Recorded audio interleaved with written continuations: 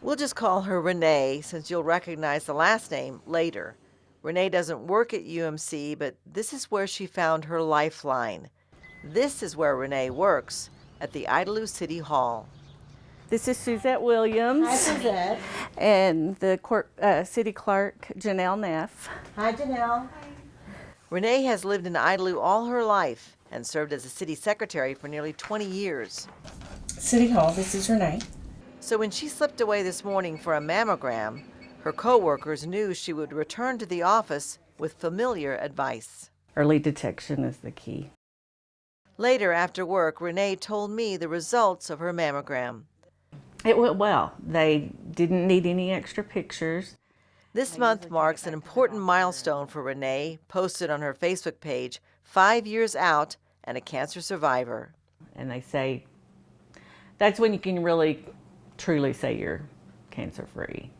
But the first celebration was ringing the bell to show the end of treatment. We'll give you the hug first. That first hug went to the photographer, Case Wilbanks. Case is my son, my middle child. He met me at my first radiation. He was there for my last radiation for ringing the bell.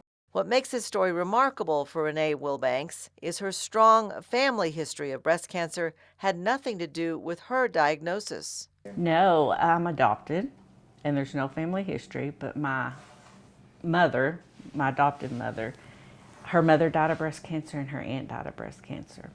Because of that, Renee grew up with a strong awareness of breast cancer and recognized an unusual symptom when she saw it for herself. When I first saw the dimpling on my breast that looks like the outside of an orange, I knew that was a sign. She had seen it on the shower cards in her mother's shower because her adopted mother, Pat, was at risk.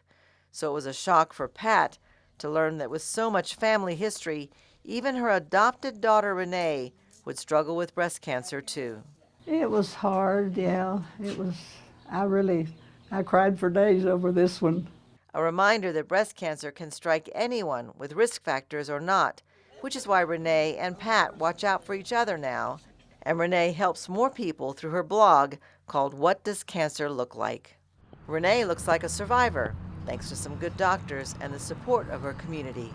I mean, I had people that I didn't really even know come bring meals. The Idalou police wore pink badges during her cancer fight, and City Hall dubbed her Wonder Woman in the council chambers.